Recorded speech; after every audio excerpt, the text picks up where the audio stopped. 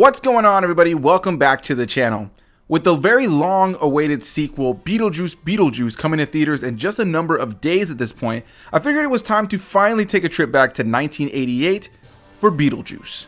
Directed by Tim Burton, this film stars people like Michael Keaton, Alec Baldwin, Geena Davis, Catherine O'Hara, Jeffrey Jones, Winona Ryder, and more. I've said it time and time again, but one of my favorite parts about having a YouTube channel about movies is that whether it be the new releases, smaller indie films, niche films, big cult classics, or the biggest popular films of all time, there are so many movies that I've yet to cover, want to cover, will cover, and I just love it. I love that there's no shortage of content to talk about in the world of film, and there's so many great films that I grew up loving that are completely pivotal in my love for film that I've yet to discuss, and Beetlejuice is one of those films. And Tim Burton as a filmmaker in general is a filmmaker I haven't covered a lot of here on the channel, but some of his films are the reason I became a big film fan, alongside things like some of the early Marvel movies that were coming out when I was a kid, as well as things like Star Wars, Indiana Jones, and a lot of Steven Spielberg films as well.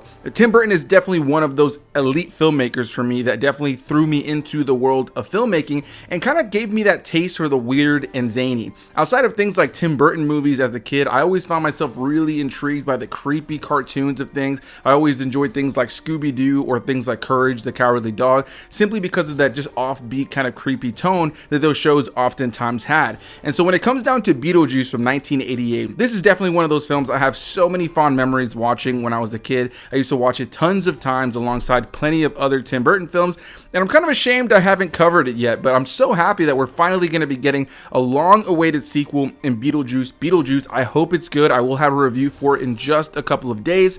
But yeah, talking about the 1988 film, let's take a trip back, because this was in a time where Tim Burton, for me, was just at his peak. I mean, he wasn't fully at his peak. He had movies throughout the 90s and stuff that I really enjoy as well, some of my favorite films, and I think there are still things that he does to this day that I really enjoy. But this era, when he was this age, when he was able to just be wacky and crazy and has this great use of practical effects and got these great cast members to be in part of these different projects he was a part of, I just really love this era of Tim Burton projects. I love the way they look. I love the way they feel. I love that great Danny Elfman score that typically accompanies them. And just overall, when it comes down to Tim Burton, I just think that he does an incredible job with really creating zany films that sometimes are able to have great stakes, but oftentimes can also not necessarily have the grandest of stakes, but just are entertaining, fun movies to watch with interesting characters that have a long-lasting history. And of course, the character of Beetlejuice is no different, being one of the most iconic cinematic characters of all time. So let's talk about what this movie is all about. And just for anybody who's never seen Beetlejuice, like I do with my other revisiting videos, I am going to be talking about things in the film pretty openly. It's not going to be a play-by-play of every little thing, but just general ideas of things that happen in the film, in case you want to rewatch this film or watch it for the first time with no spoilers. With that said, let's start off with the fact that the movie opens up and you're actually focusing for a long time on Alec Baldwin as Adam and Geena Davis as Barbara, a couple who are going on a staycation. They're really excited to stay in their home, fix up their home, spend some time on some personal projects, and they decide to take a trip to the store that unfortunately leads to a car crash that leads to their death. They don't even know that they've died yet, though, because they immediately return back home and slowly start to realize that they are not able to leave their home and that they are, in fact, dead. Not too long into being dead, people start to come through their home and they realize that a new family has now moved into their home, and they don't like that. And so their ghosts that nobody else in the family can see, the new people who have moved into their house, are played by Catherine O'Hara, Jeffrey Jones, and Winona Ryder, a father and his daughter, and the stepmother who wants to come in and change everything about the house. But of course, Geena Davis and Alec Baldwin don't want that. They love their home. The fact that they died so suddenly and now are trapped in their home and haven't moved on really bothers them. They're trying to figure out what it is to be dead right now. There's a new handbook that they have that's teaching them things about the living and the dead, what they can and can't do in the world of the dead. They're trying to deal with the world of the dead and trying to get things resolved for themselves, which we're going to get into in just a little bit. But yeah, amidst all this, they're trying to do anything and everything that they can to get this family out of their homes. So they try to scare them at times, which isn't necessarily working out, and eventually end up calling on the help of a very malicious spirit known as Beetlejuice, played by Michael Keaton, who comes into the mix to try to help scare this family out of there, but he also has his own agenda under the surface. And that's the general idea of the film.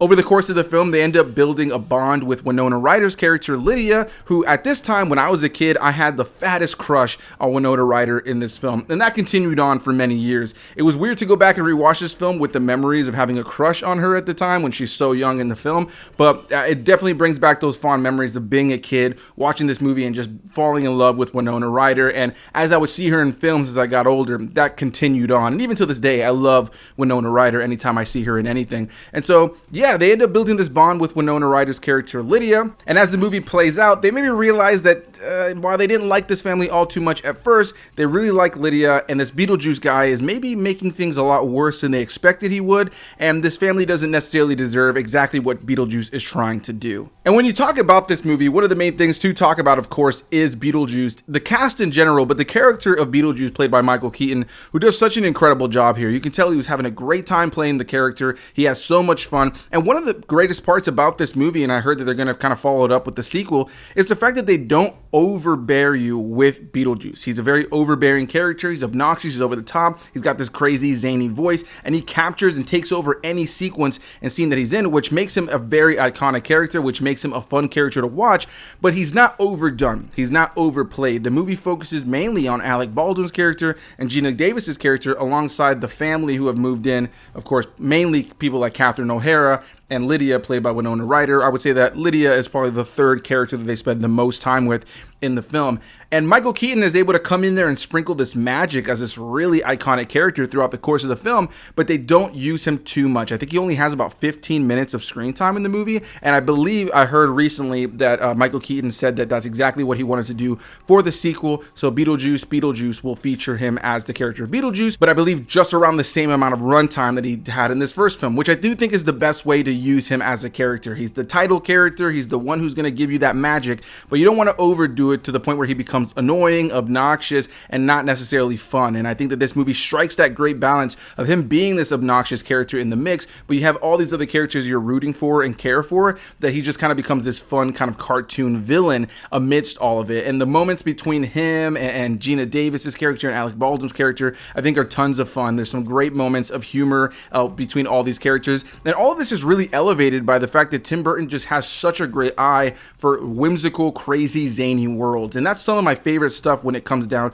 to the imagery of so many films that he's tied to, even things like The Nightmare Before Christmas, which he wrote and of course produced, but he didn't direct it himself, but so much of his visual style is embedded in that film. Things like Corpse Bride as well, Sleepy Hollow, Beetlejuice. There's so many films in his filmography that just have this weird zany tone to them. Edward Scissorhands, which I have covered here on the channel. I love so much about the way that his films of this era looked, the way the characters looked, the costume design, the hairstyle choices. So much about it was just so pure Tim Burton, and it just gave the films an identity. It gave them an energy that was unique to him as a filmmaker, and gave the films a sense of fun, which I think is kind of lost in a lot of movies these days. There's this sense that movies need to be so grounded nowadays, which is great, but sometimes movies can just be fun and zany, and that's exactly what Beetlejuice is, because I mentioned earlier that some of Tim Burton's films are able to have a sense of stakes, and you're kind of following the characters, and there's kind of an opportunity for like real loss in the film. And then there's films like Beetlejuice where it's like you don't ever really feel afraid for the characters. There's no real sense of stakes that's gripping you to your seat, like, oh my god, is anybody gonna make it through this? Are they gonna be able to do this or that? It's just more about watching a fun story play out that ultimately just has a nice little bow on top of it at the end, ends in a really weird and whimsical way, and just comes to an end, and it doesn't ask for more of you than just enjoying a fun, silly film. And I think that that's exactly what this film is. I had a blast going back and revisiting it. Again, the costume design, the set design, the locations used. And the one thing I haven't talked about yet is the world of the dead. Geena Davis's character and Alec Baldwin's characters eventually reach out to the spiritual world to try to see what they can do about their situation, because they're not happy about the fact that a new family has moved into their home. So they end up going to this world of the dead, where they kind of have to sit in what looks like a doctor's office, or like the DMV office, where you're just kind of waiting for your number to be called. There's all these other individuals who are dead, and I love that it's not approached with a sense of grotesque kind of vibes. A lot about this film, when it comes down to the aesthetic of the dead folks, is these very vibrant, colorful colors, blues and greens, very dark eyes, or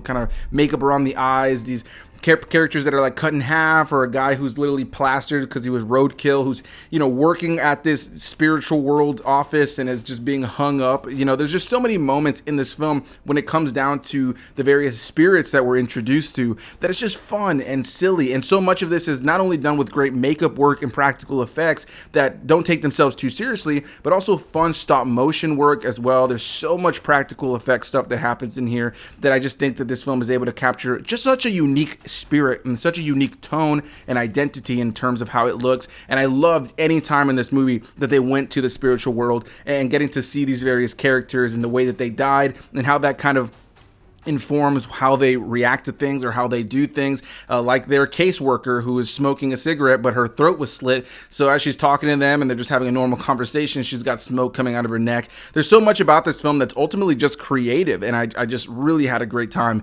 going back and revisiting it on that level. And of course, you can't talk about Beetlejuice without one of the most iconic scenes in this film, which is of course the scene with Deo, the Banana Song by Harry Belafonte, where all the characters are being controlled by Geena Davis and Alec Baldwin at the dinner table. This was an attempt to try to scare them out of the house, which ultimately just makes them feel like, oh my God, we got ghosts in the house. We should invite people to our house to try to make it an event that you can come and we have ghosts that will make you dance out of your control. It's completely backfires on them, this is around the point that they decide to try to bring Beetlejuice into the mix. But yeah, you know, I just had such a good time rewatching this film.